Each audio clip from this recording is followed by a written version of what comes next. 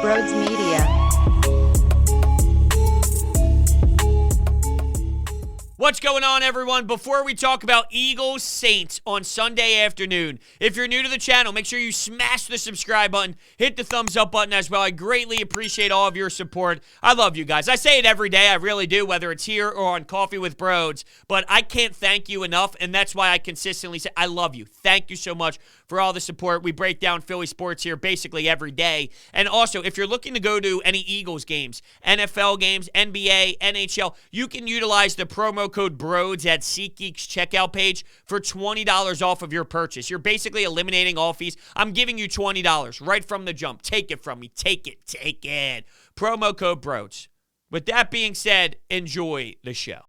What is going on, everyone? Welcome on into Sports Talk with Brodes. We have a huge game here in South Philadelphia Sunday afternoon. And when I mean huge, I can't downplay that considering, and I can't believe these words are going to come out of my mouth, but considering the playoff potential that is involved statistically with the percentage of getting in or not based off of a win is huge. So, look, a win would put them at 40% chance of making the postseason. A loss would put it at 11% chance. And I don't know what the outcome is going to be. I will always say that I still feel that's not what's going to happen, but I can't rule it out. Knowing, though, that we're closer to a coin flip if they beat down on a team that has their left tackle and right tackle out of the game, when they don't have their starting running back in Alvin Kamara, when they're playing Trevor Siemian as their quarterback, there is a possibility to find a way to win their first game of the season at home. If I told you that they were 4-6 through 10 weeks and they have yet to win in South Philadelphia, you'd say I'm crazy. I know. If I mentioned the word playoffs, you'd say I'm crazy. I know. But this is exactly where we're at, and that's why we always say you never know what's going to happen in this damn league. And this is massive for Nick Sirianni and for Jalen Hurts to show us you are continuing to take steps in the right direction at the NFL level. And here's what I won't do, and I can't stand that there are fans out there with this type of mindset. This whole let's lose so we can get a draft pick because this team has problems. What are we talking about here? What is the most important part of this season? Figuring out Nick Sirianni and Jalen Hurts. That is incredibly important to know who they are and if they're good enough. And maybe it's not because the team has just a billion options and so much talent on their roster, and it's more a product of the Falcons blow, Carolina blows, anyone fighting for that position, the Minnesota Vikings blow, whether it's because of that or it's because of any other reason. The fact that there is a scenario laid out in front of you and a young coaching staff and a young head coach and Nick Sirianni and a young quarterback that we're looking for answers from can get into the playoffs and experience what it's like. Landon Dickerson, Devontae Smith, these players can truly just find out how the lifestyle is different in postseason play. That matters for the long-term effect more so than drafting 12 instead of 14 or whatever, the other way around, whatever. You get my point. Drafting 14 instead of 12. You have 3 first-round draft picks. Relax on that nonsense and relax on that ridiculousness. It's not about that. Shame on you. Shame on that mentality right now after you see where the Eagles are at this very moment. It's embarrassing, in my opinion. I just can't wrap my head around it whatsoever. The fact that you'd value a couple draft picks higher or lower after 10 weeks of the season when the alternative is, hold on a second, you're telling me Nick Sirianni can get this team into the playoffs and Jalen Hurts can play playoff football, and first off, you're just neglecting what that's like as a city and as a fan base, how entertaining it is, whether they're not going to win a championship. Who cares? Who cares? We are now in this terrible spot as a lifestyle, as a culture with sports where there's no value in playing a playoff game. There's no value in getting into the playoffs and being young and growing and learning and adapting and understanding what it's like and how you can grab that information, apply it to your game in the offseason so you know for next year what it's like. You remember that loss. You remember that tough environment on the road, and you hear what the fans are like, and you have to work on the silent counts, and you need those details so you can apply it to becoming a better player and a better professional. The fact that that's devalued because, well, it's not a championship, it's so foolish. It really is. There is value in losing in the playoffs, especially when you know that this is a couple year type of experience to get back into full throttle of things, and where you need these people that are at the highest part of your franchise outside of the front office, guys, head coach, quarterback, DC, these extremely important pieces to your future run here and this future stretch and this new era of Eagles football. The fact that you just overlook that, you don't see what that means for these people, it's foolish. And I can't believe it. I've screamed at everybody about that before. But it bothers me that here we are going up against the Saints. Oh, I want to see them lose, but I want to see them fight. I want to see it similar to the Chargers, where we can admire their work ethic and it's clear that they're taking strides, but I don't want them to win because of the draft pick. Shut up! Shut the fuck up! I can't get over it. It's brutal. Shame on you that that's the way that you live your life. It's a loser mentality. We know they're not going to win the Super Bowl this year. It's not about getting and anything can happen. No. But you're telling me you wouldn't think it would be awesome? You're on the road. You're in the first round of the playoffs. You're battling. It's 17-17 heading into the fourth quarter. Some of the fans on the other side, you could tell there's angst in the in their stadium. Nick Sirianni's on the sideline. They're running the football. Jordan Howard, Miles Sanders, your offensive line is plugging away. Jordan Howard mows the other team down. So then Miles Sanders gets a carry and he dances and hits a hole. And bang, what do you know? Maybe he goes to the outside, if we're being honest with ourselves, and he takes it 70 yards to the house. Come on now. Anyway, getting back to this game. It does scream the Eagles can really do this. And sometimes you say, well, they can, and then they should, right? Like, it's all written out for the Eagles. And here's what scares me, though, because you look at the line and you think, hey, 2 points, you're at home. Well, if we are being objective and we look at what happened last week, what happened? You were on the road. The line was that way for the Eagles, +2. Hey, maybe there's a chance. And the line was moving a little bit. But my point is, we were on the road and we realized it screamed Eagles have a chance. And it was a big-time blowout in Denver. So if you look at this line and you're on the other side of it and you're the Saints, you see it and you feel the same way we did heading into Denver last week, where they go, hey, a couple-point dog, we're on the road, look at how depleted we are. Are we in this thing based off of where Vegas sees us being in this thing? It's possible. But I'll tell you what, the way that this offensive line is really working right now and they're clicking, it's just going to be difficult because the Saints know how to stop the run. But what is different about this is Jalen Hurts and his ability. And knowing that they play a lot of man coverage, can there be spots where Jalen Hurts runs for 10, 15 yards, picks up the first down and keeps going, where it might not be technically how you draw it up, and it might not be through beautiful play design and just rolling through their defense, but you got to makeshift some things. You got to work on the fly. Take what they give you. Because they know what they're doing in terms of stopping the run. So it might not be conventional, but that's why having players that can run, quarterbacks that can run and be mobile and be a dual threat is extremely important. And, they can make plays happen when they're not necessarily there, or when it's not drawn up to specifically be that way, they can take advantage and see what that is. Now, I hope, because we've seen this over the last, not last week, but previous weeks, where Jalen Hurts was actively getting out of the pocket, not standing in there so he can, not because he wants to run, but if that is a mentality of, hey, Jalen Hurts, use your legs this week, I don't want it to be where he's pulling out of the pocket so he misses that sidestep Dallas Goedert throw, who Nick Sirianni expects will play. And how about that? My guy gets the payday, 4-year extension.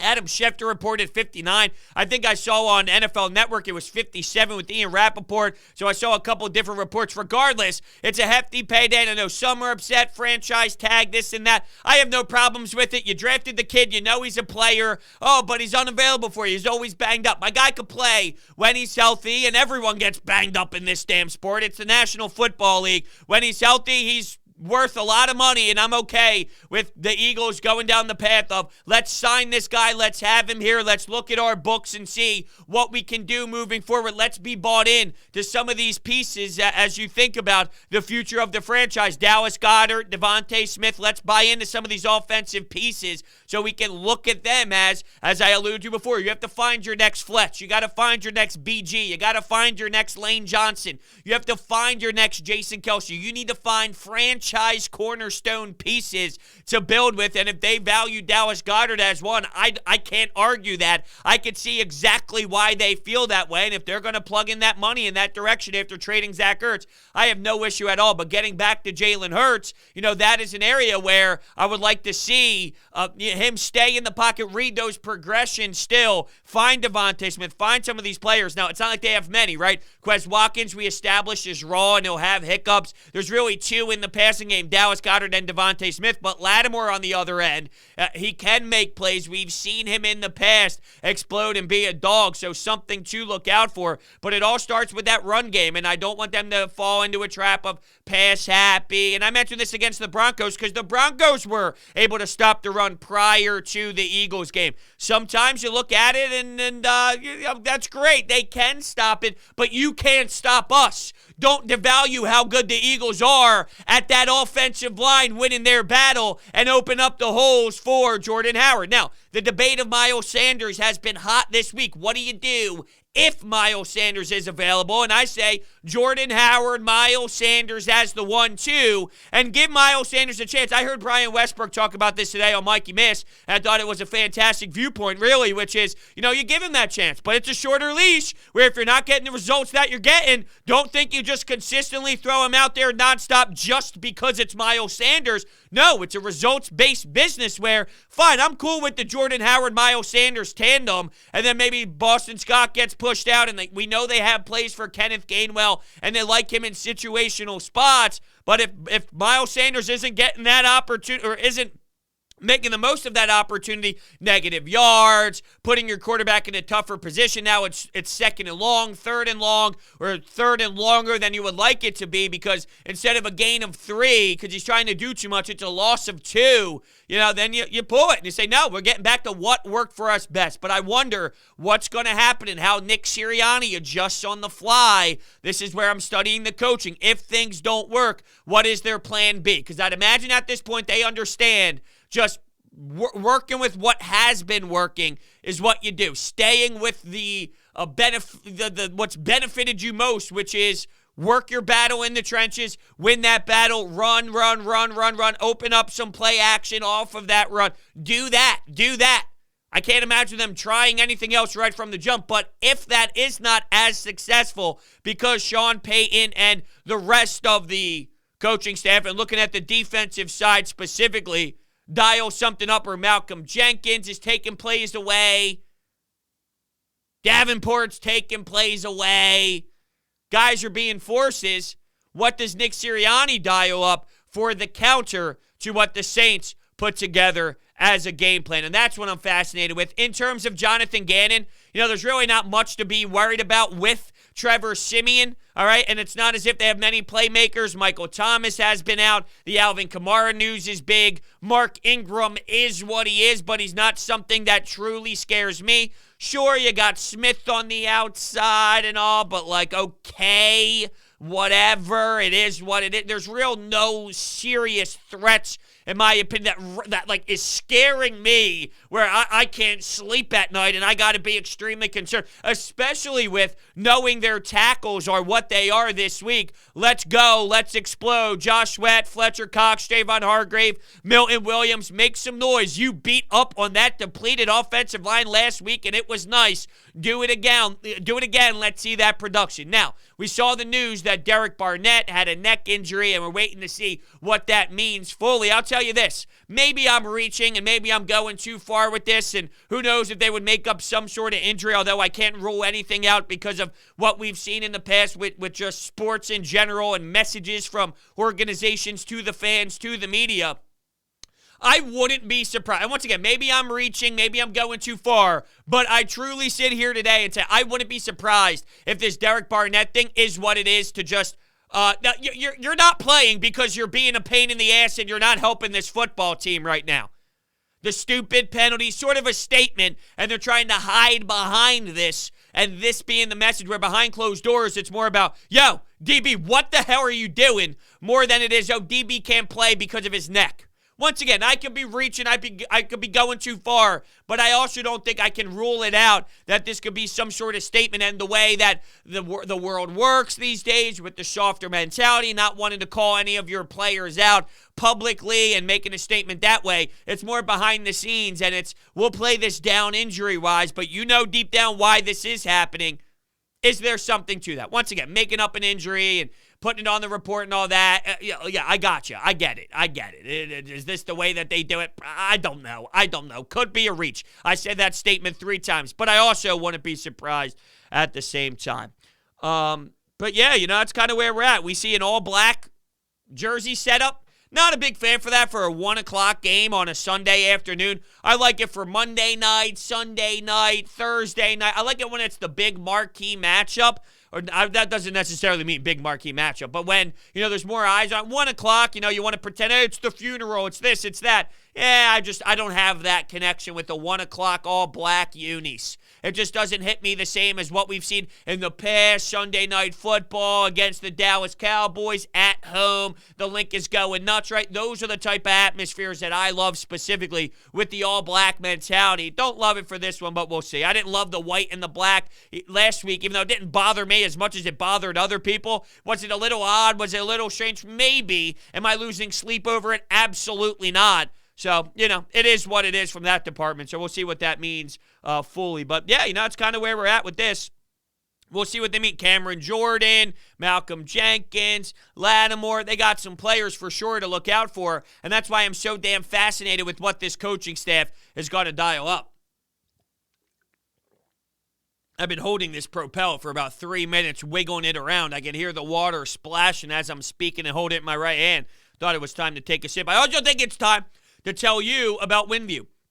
WinView is the nation's leading sports predictor, allowing you to compete in pregame or live contests against other people. Are you tired of getting fleeced by the house? Are you tired of spending time researching players and teams only to end up short? Welcome to WinView. WinView is the only app where skill elevates you over the competition and into the money. All you have to do, forget about spreads, salary caps, and over-unders. All you need to do is answer questions about the game that you love. Double your deposit bonus. That's the promo they're throwing out there right now, up to $100. That means if you deposit and spend $50, you'll get $100. If you deposit and spend $100, you'll get $200. This is the perfect bonus to take advantage of during the NBA, NFL, NHL season. WinView has weekend-long contests, pregame contests, live contests, week contests, you name it. All you need to do is answer questions about the game. It's that simple. Answer questions, and boom, bada bing, bada boom, you're winning money. If you are right, I've been buying new shoes. I got some Air Jordan. Oh, I bought some Jordan 1 Shadows 2.0s. I'm pumped up. Can't wait for them to come in the mail. The only reason why is because I've been winning all that money on WinView. You should as well. Check it out. The information is down below in the description. WinView.tv/Brodes. And okay, with that being said, let's hop on over, hear from you, the Anytime Hotline. What do you think about this matchup? Here we go. Yeah, Brodes, what's good? We got a big game on Sunday. That's going to determine the course of the season. On the offense, we have to establish the run game. And look, dude, I know it's the top rush defense and everything, but with Miles Sanders coming back, I think that with Tim and Howard in the backfield, we can't have the Thunder with Jordan Howard and the Lightning with Miles Sanders, the way he hits holes. And then you could put Boston Scott in, as a change of pace back, maybe line up Gainwell in the slot. And the defense, we have to get pressure on Trevor Siemian. And it's pretty obvious that the Saints offense, might be hampered obviously with the loss of Jameis Winston, and maybe Alvin Kamara to be out on Sunday. I don't know. But look, dude, if we win this game on Sunday, we'll be sitting at 5-6 in the next with a pretty favorable schedule the rest of the way. So we'll see what happens. Yeah, we will see what happens. I'm looking forward to it. And yeah, obviously that call came in before the news came out that Alvin Kamara is not going to be available for the Saints, which is just massive news. They were already somewhat handcuffed, and they had their hands tied behind their back, and now factor in this. I mean, I study this game, and I see the X's and O's on paper. Not that that ever means that's how it's going to be displayed out on the field, because we've seen plenty of mind-blowing losses. Good teams lose, good teams get crushed, all that stuff. But, it does seem like, hey, look at this. Look at this spot. If you come in prepared and you come in and execute based off of the circumstances at hand, sometimes, and I talk about this all the time, where sometimes you just catch an opponent at the right time, where if you play them 3 weeks from now, you're seeing a different. Let's think of the Eagles.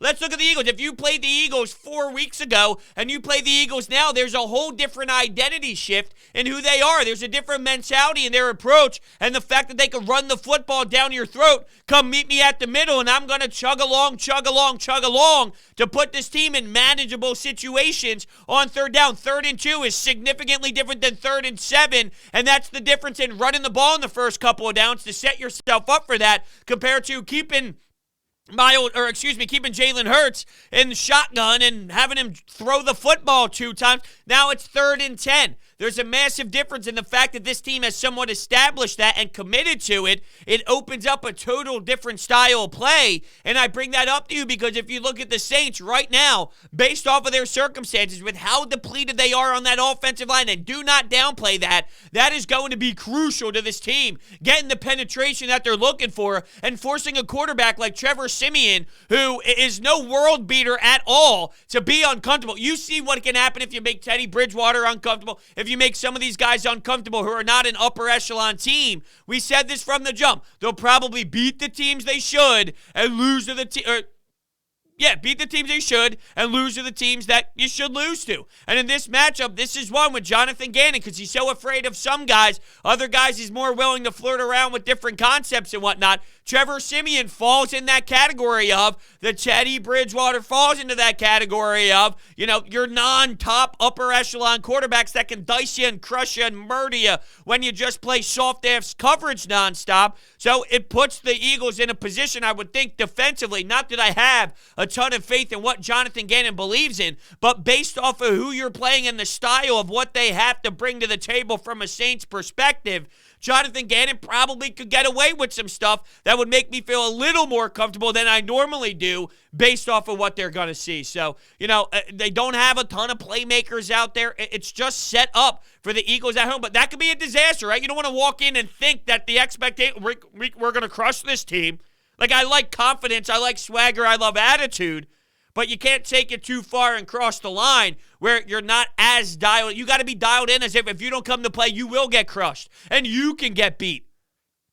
You would think, though, with the energy, the loudness, knowing that they haven't come out victorious on their home floor yet, or their home field, I should say, and the fans are just going to be so damn electric, knowing what is set up, as the caller alluded to, with the Giants, with the Jets, with Washington football team. It's right there, and it starts with this game. This is massive for that conversation to really open up and for it to get really interesting. All right, what's next? I'm interested in this game to see what the Saints are going to do defensively. That's how they win their games these days, is by their defense. And I can see Sean Payton and Dennis Allen stacking the box, bringing an extra guy or two up to try to stop the Eagles from running the ball. For the Eagles to win this game, I think Jalen Hurts is going to have to hit some throws down the field. And I think there'll be opportunities to make plays. This is a critical game for the Eagles. It's there for the taking. Nothing about the Saints offense scares me, especially with Kamara out. And it's an opportunity to finally get an elusive home win. I think the Eagles will, 27-16. Let's go. I would love that. Now, you touched on a couple things there that I do enjoy and I want to expand on. You're right. Let's put ourselves in the Saints' shoes. What would we do if we're facing an Eagles offense? You'd stack the box and force the Jalen Hurts, the quarterback, to beat you with his arm, knowing that that's a weaker part of his game right now.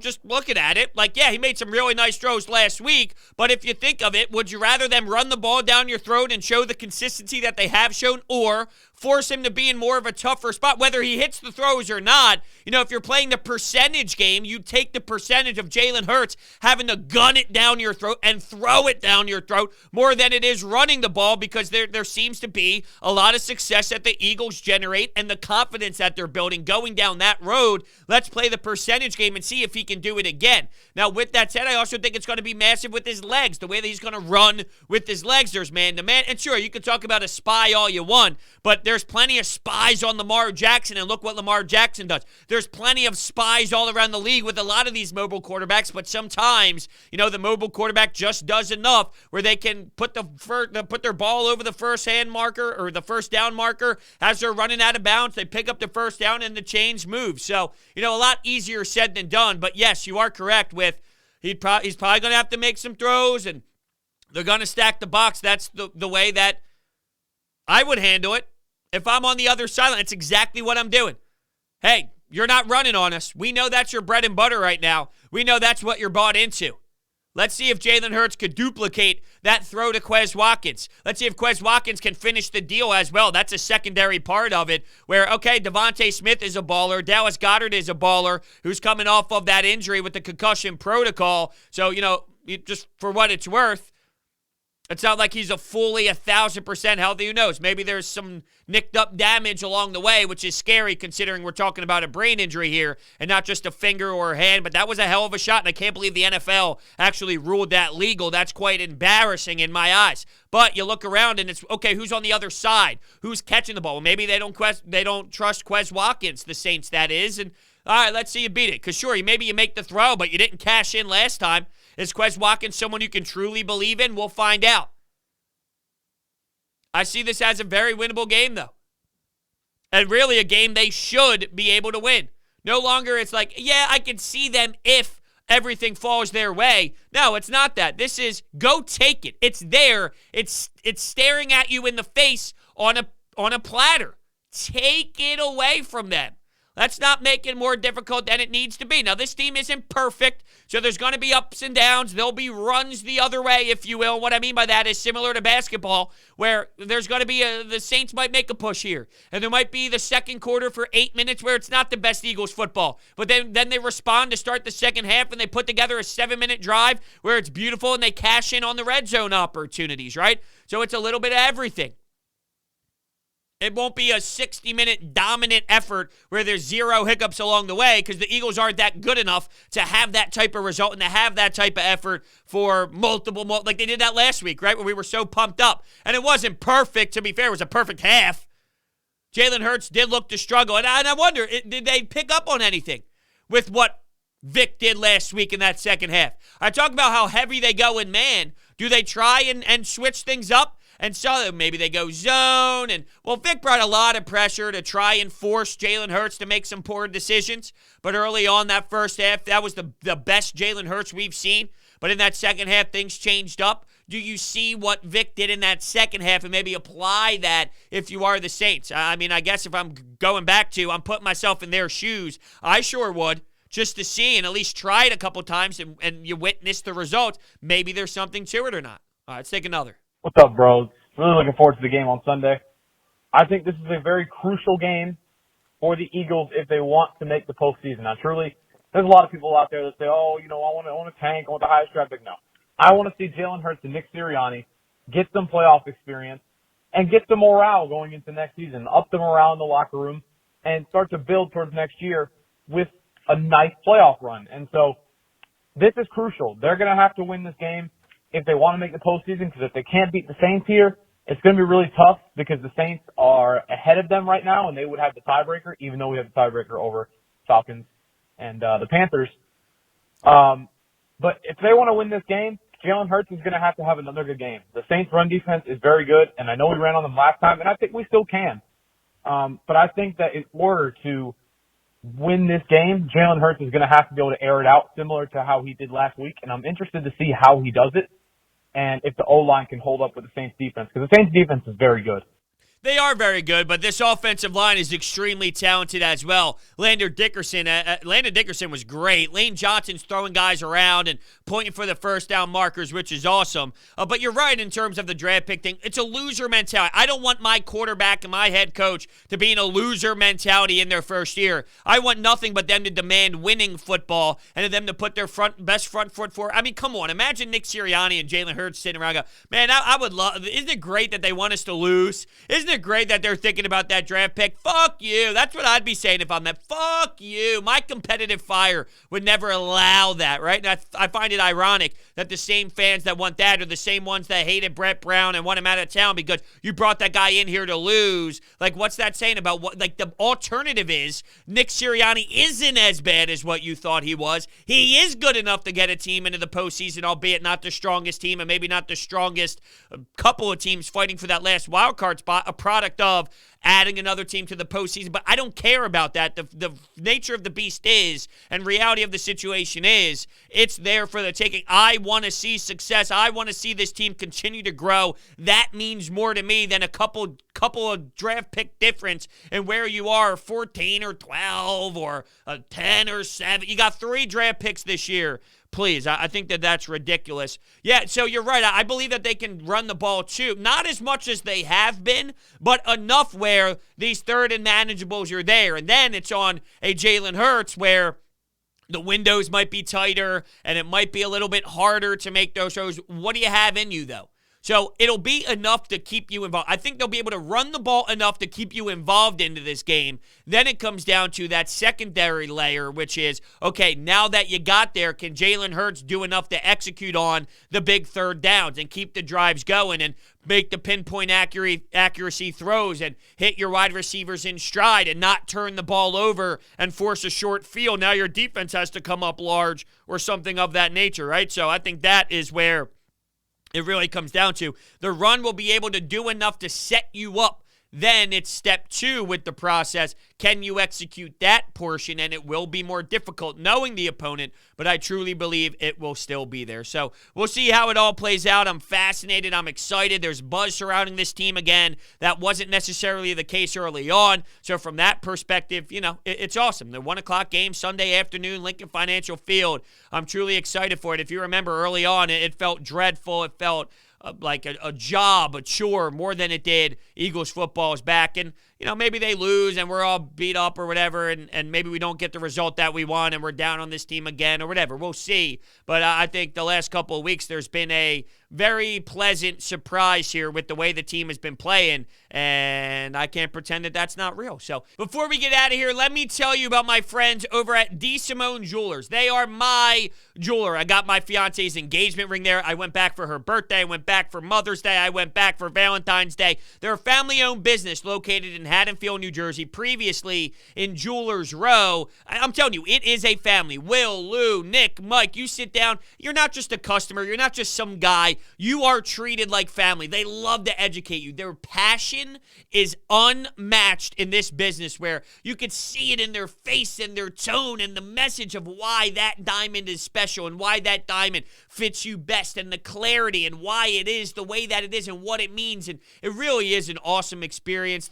They work with you to get the best design at the most reasonable price you will find in the market. They do custom jewelry design, jewelry repairs, appraisals, watch repairs, battery replacement, diamond setting, jewelry cleaning, and so much more. Make sure you tell them that Brodes sent you. Their information is also down below in the description at DeSimoneJewelers.com. When I tell you it is the best experience I have ever had in the jewelry business, I swear to God I mean that, and there will never be a place I go to other than DeSimone Jewelers. You should check them out as well.